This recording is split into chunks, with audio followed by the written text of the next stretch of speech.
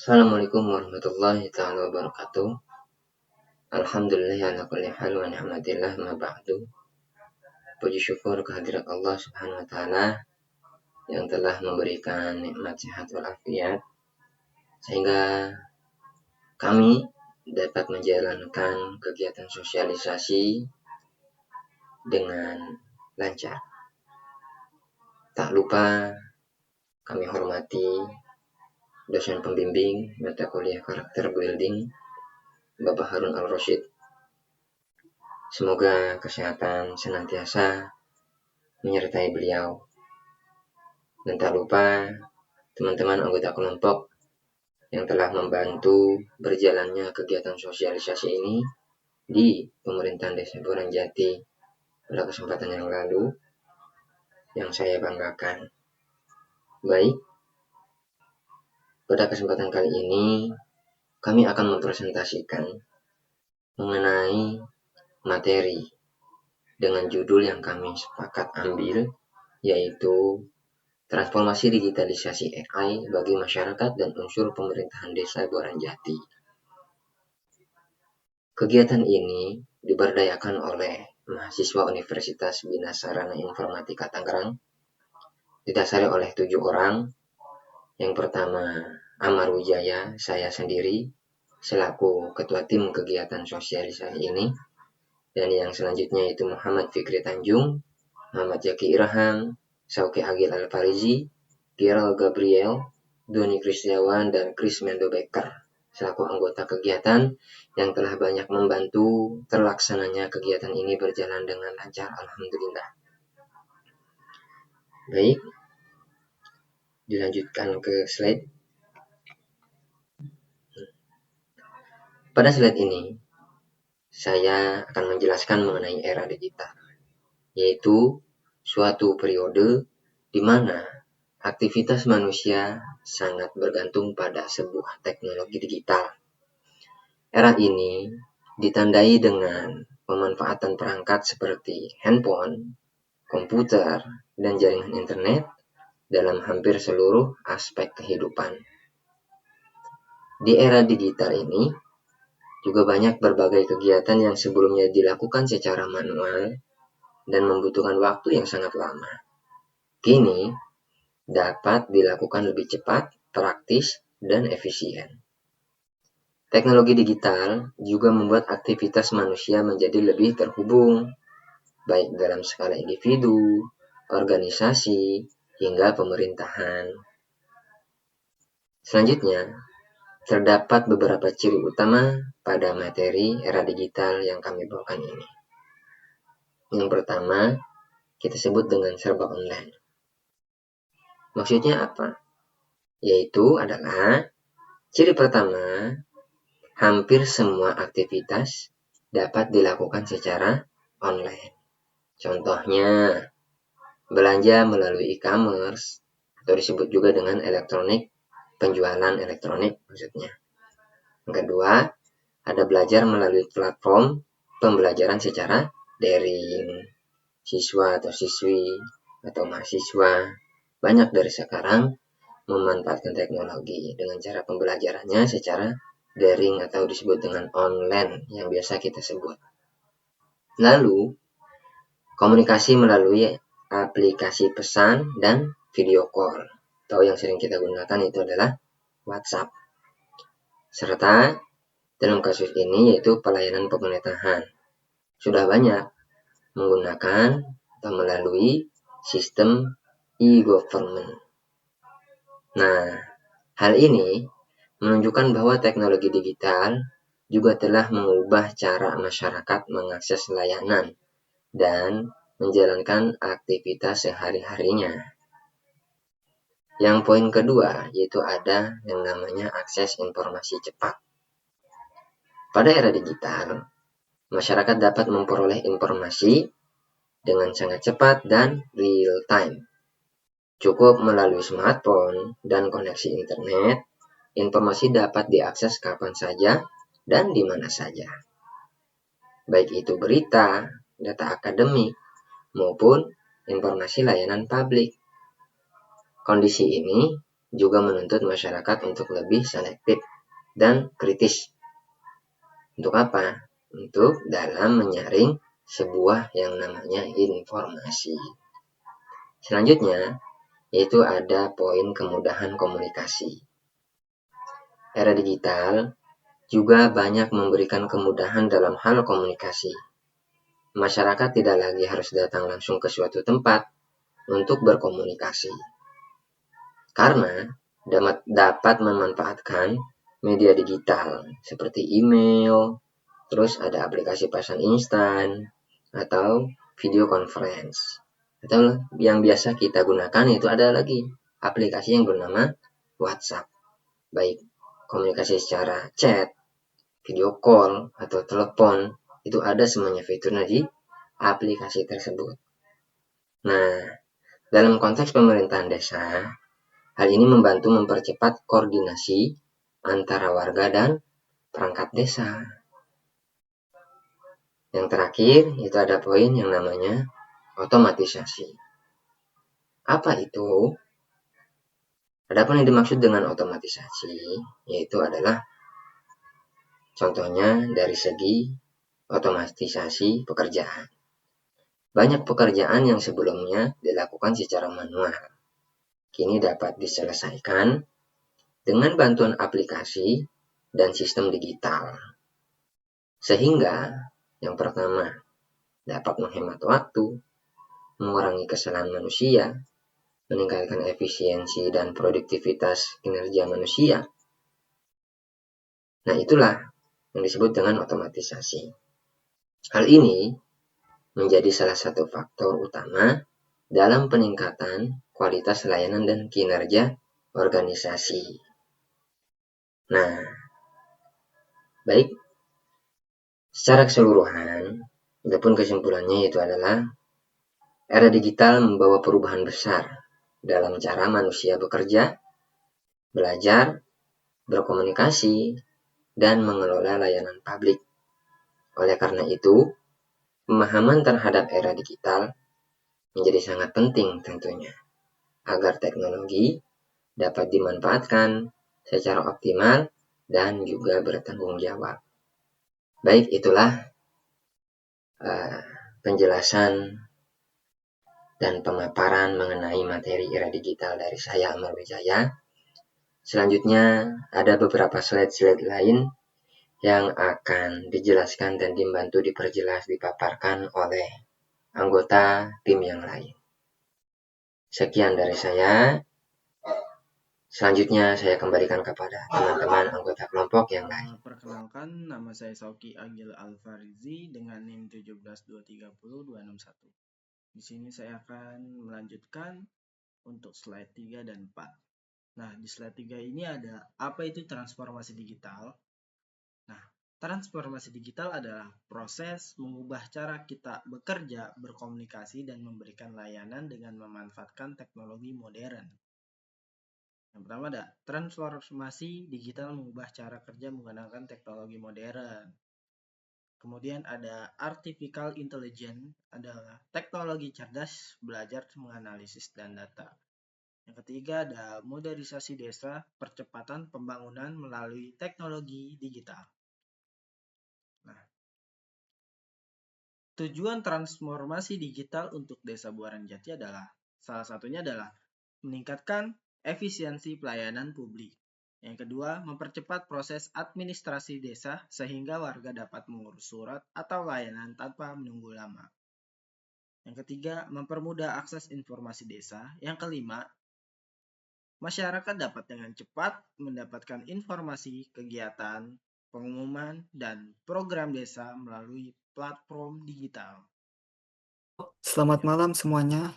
Yang saya hormati kepada Bapak dosen karakter building dan teman-teman semuanya.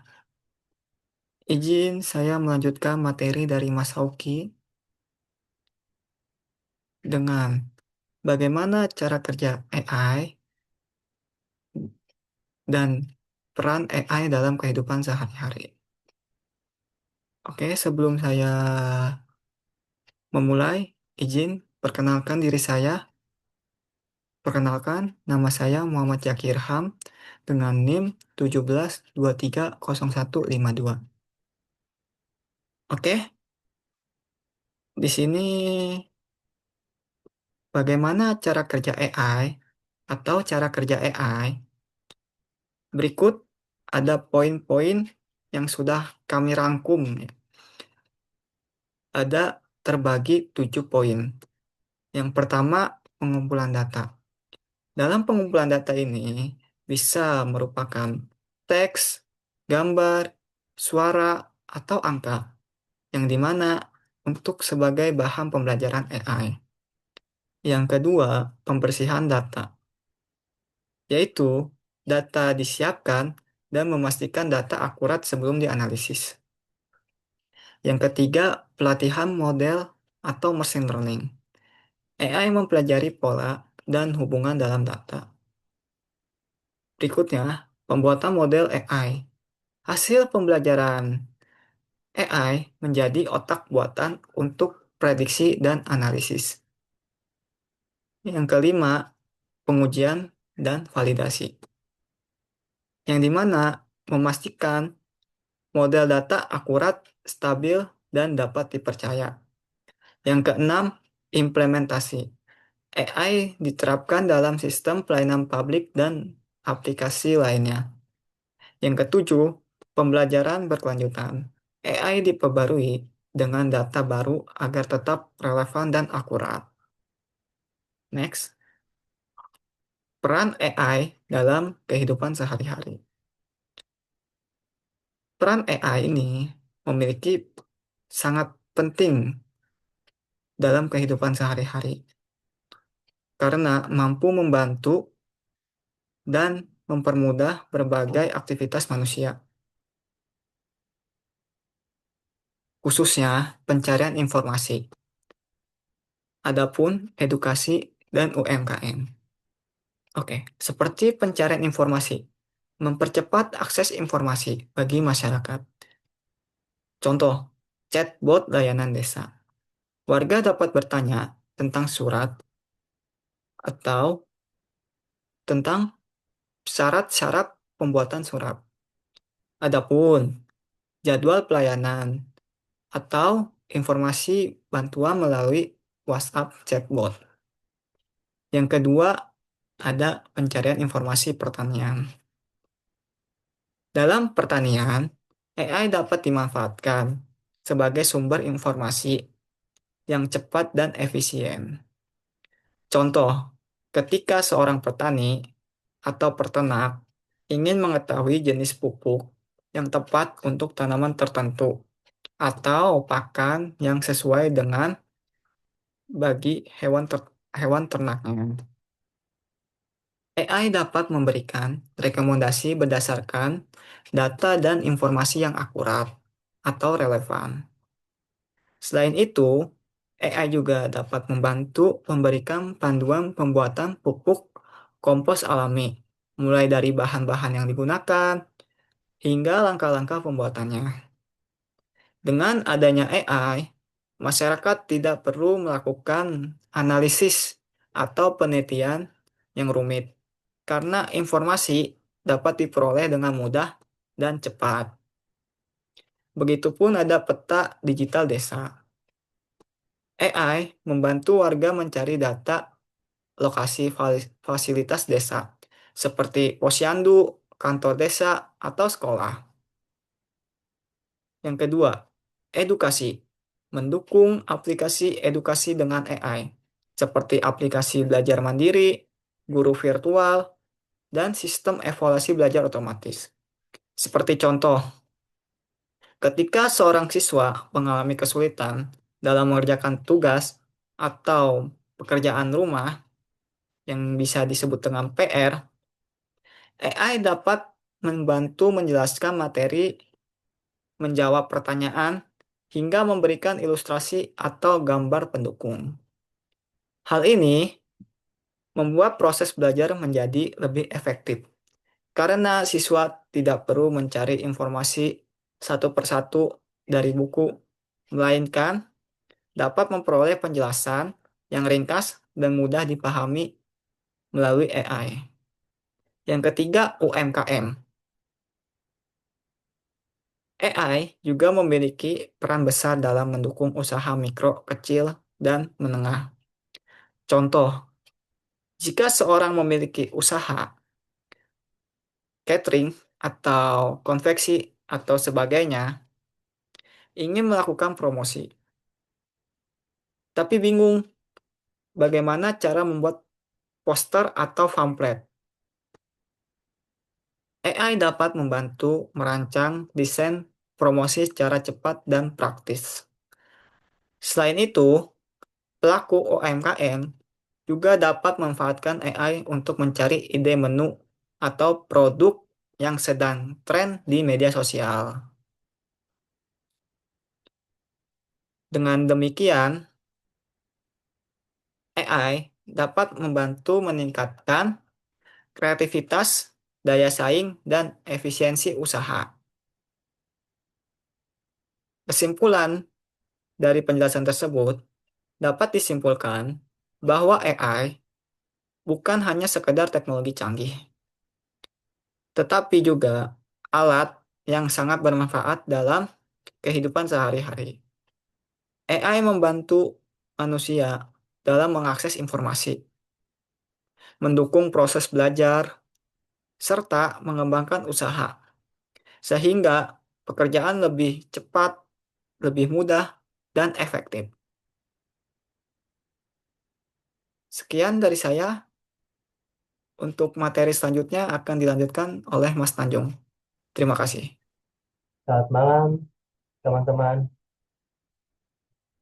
Saya akan menjelaskan tentang manfaat AI untuk pemerintah desa.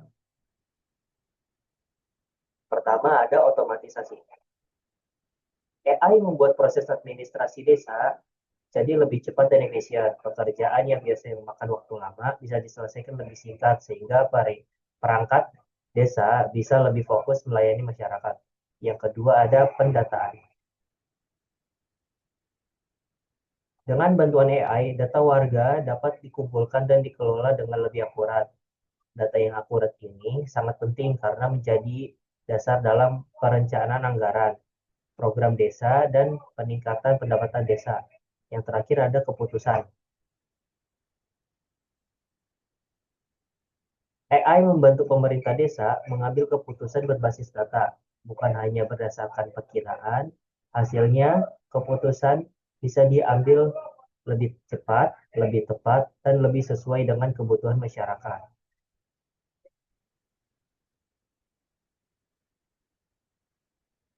Selanjutnya ada contoh penggunaan AI di Desa Muaranjati. Pertama ada absensi wajar. Desa Muaranjati sudah menerapkan sistem absensi berbasis pengenalan wajah untuk perangkat desa. Dengan sistem ini, absensi menjadi lebih aman, akurat, dan transparan karena tidak bisa diwakilkan dan tercatat secara otomatis. Yang kedua ada notifikasi digital. Informasi dan kegiatan desa disampaikan melalui notifikasi digital. Hal ini membuat warga mendapatkan informasi dengan lebih cepat dan merata tanpa harus menunggu pengumuman manual. Yang ketiga ada penggunaan AI. Penggunaan AI di Desa Muaranjati tidak hanya melibatkan perangkat desa, tapi juga kolaborasi dengan masyarakat. Kolaborasi ini mendorong terciptanya teknologi yang cerdas, inklusif, dan sesuai kebutuhan warga desa. Selanjutnya akan dijelaskan oleh rekan saya. Terima kasih. Baik, saya lanjutkan di sini. Digitalisasi pelayanan publik Desa Muaranjati.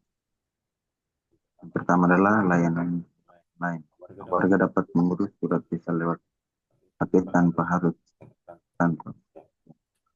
Nah, jadi sasaran utamanya di sini adalah penggunaan pelayanan atau pemanfaatan ya digitalisasi untuk mempermudah pelayanan ya. Kami di sini sudah lihat bahwa ada layanan sudah online.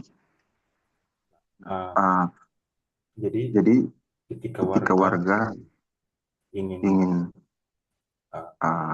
melakukan sebuah permohonan kegiatan ya atau atau perlu perlu untuk penyemprotan. Nah, di nah, situ di bisa situ dilakukan secara secara online, online, yang yang dimana dimana juga yang sudah sudah didukung didukung juga juga dengan dengan pengaduan yang bisa yang dilakukan secara secara digital. digital.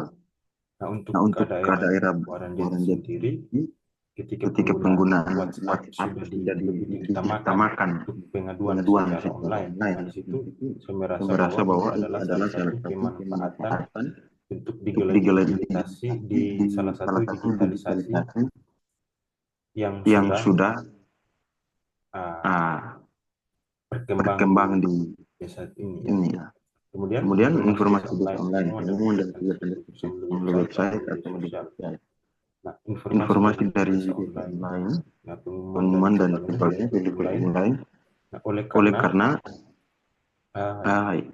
desa tersebut sendiri sudah mempunyai website yang dimana adminnya sendiri atau pengurusnya atau kepala dusunnya sendiri bisa memberikan informasi, menjangkau masyarakat melalui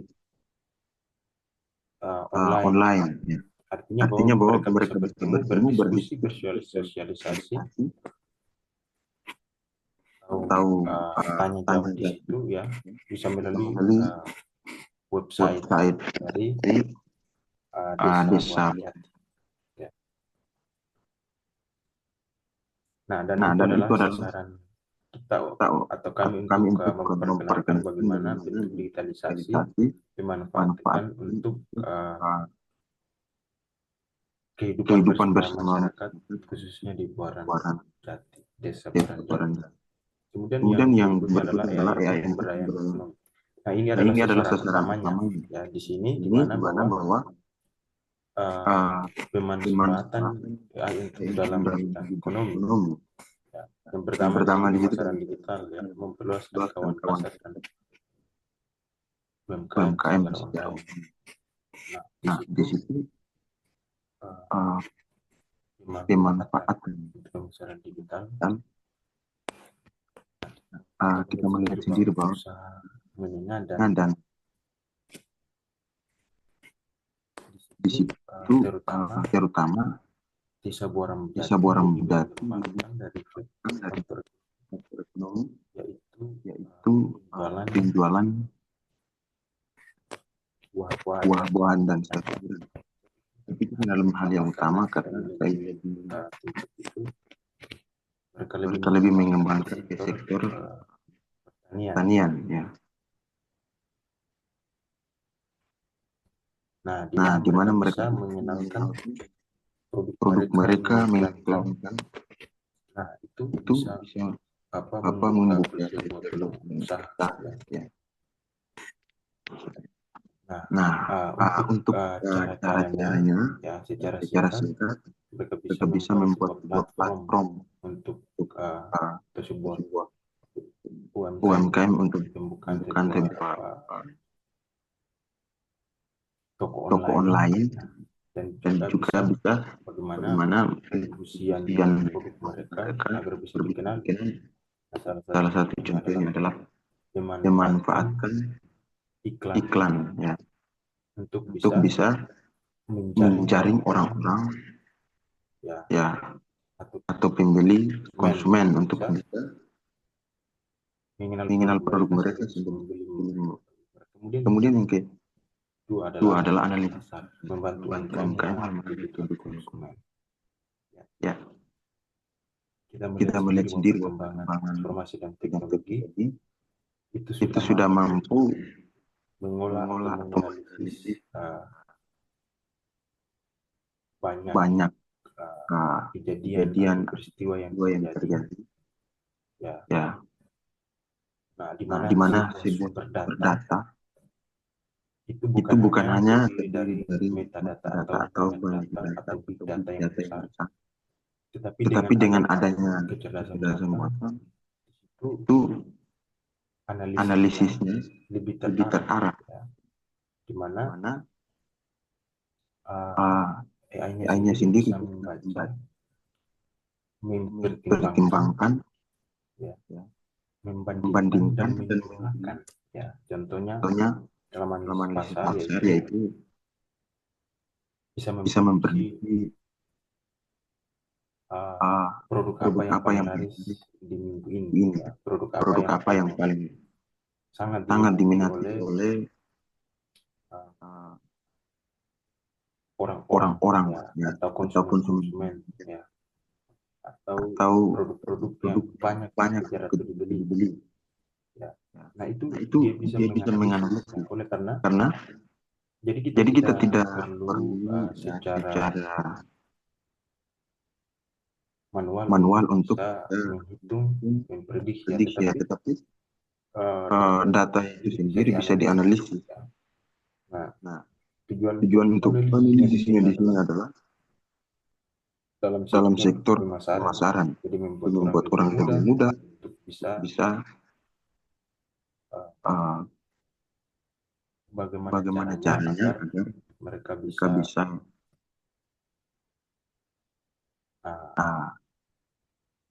dengan analisis tersebut bisa membuat penggunanya lebih mudah, ya, untuk bisa melihat produk-produk dan juga hal apa saja yang berkembang dan bisa diperjualbelikan. Kemudian yang ketiga adalah pengusahaan teknologi. Ya, yang tentu saja dengan penggunaan AI dalam pemberdayaan itu pasti membawakan sebuah usaha atau peluang kerja. Nah, di mana para warga sendiri bisa menciptakan peluang usahanya, membangun membuat toko, membuat Tokopedia, Shopee dan lain-lain. Salah satu istilah yang terkenal luas, ya, itu misalnya kita melihat Meta sendiri, ya. Nah, itu bagaimana perkembangan sangat cepat. Kita bisa melihat di bagaimana ketika memanfaatkan AI ini untuk menginginkan produk, ya, atau juga memviralkan sebuah berita, keadaan yang terjadi. Nah, di situ informasinya lebih cepat. Ya. Nah, oleh karena itu pemanfaatan AI untuk dalam bidang usaha, saya rasa itu menciptakan sebuah pilihan usaha yang berjangka panjang, dan juga pasti memberikan yang sumber daya manusia yang bisa mengelola, ya. Dan bagaimana sumber daya manusia itu bagaimana untuk diciptakan atau dalam hal ini menggunakan teknologi AI bisa menciptakan usaha tadi, ya, sehingga bisa dapat membantu masyarakat Buaran Jati sendiri dalam hal bisnis berusaha, ya, dan mempunyai pasar, ya. Pasar sendiri membuat masyarakat lebih maju dan sejahtera. Baik, saat ini saya akan memperlihatkan dampak negatif AI.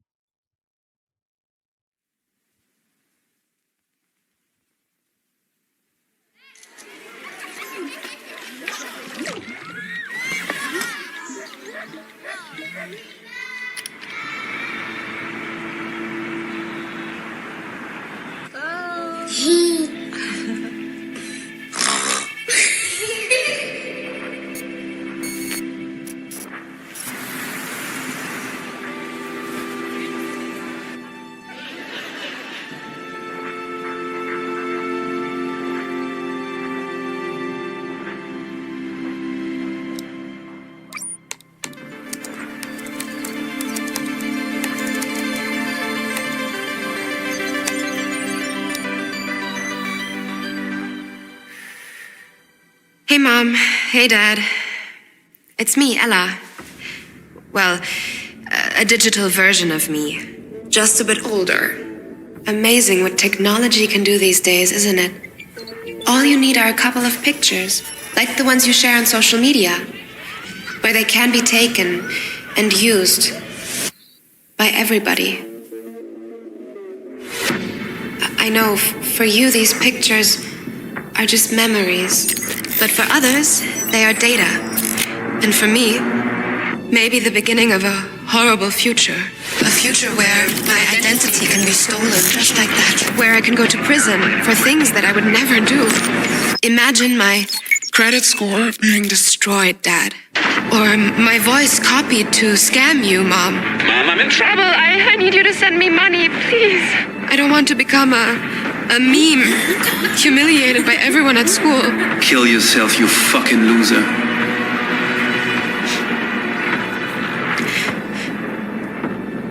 And I certainly don't want this.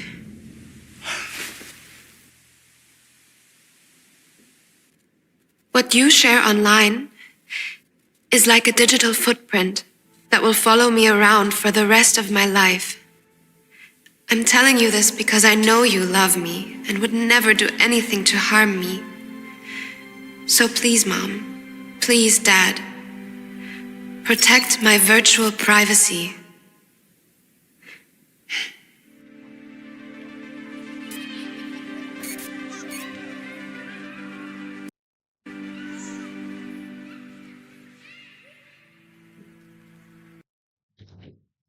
Oke, ketergantungan terhadap teknologi.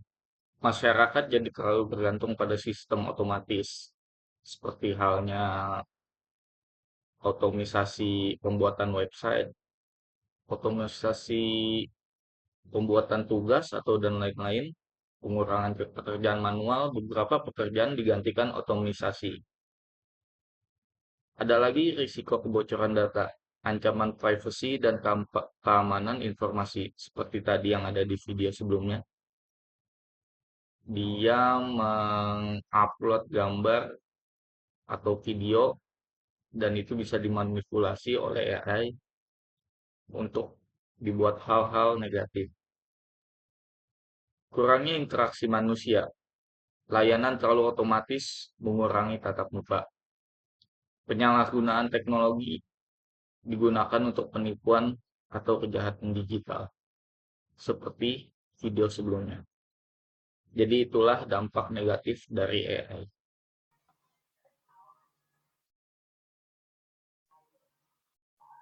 Baik, itulah pemaparan secara keseluruhan dari materi dengan judul transformasi digitalisasi AI atau Artificial Intelligence bagi masyarakat dan unsur pemerintahan Desa Boranjati. Nah, sebagai penutup, izinkan saya selaku ketua kegiatan mengucapkan banyak terima kasih yang sebesar-besarnya tentunya kepada Bapak Harun Ar-Rasyid selaku dosen pengampu atas bimbingan, arahan, serta dukungan yang telah diberikan kepada kami, sehingga kegiatan ini dapat terlaksana dengan baik. Ucapan terima kasih juga saya sampaikan kepada seluruh tim pelaksana kegiatan, yaitu kepada Mas Muhammad Fikri Tanjung, Muhammad Syakir Ilham, Soka Agil Alfarizi, Giral Gabriel Oliviero, Kasmando Becker, serta Mas Doni Kestiawan, yang mana telah bekerja sama, berkontribusi, dan menunjukkan komitmen yang tinggi dalam menyukseskan kegiatan ini.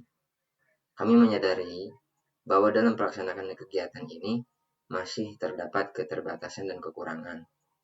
Oleh karena itu, kami sangat mengharapkan saran dan masukan yang membangun dari Bapak Dosen Harun Ar-Rasyid demi perbaikan dan pengembangan kegiatan kami ke depannya.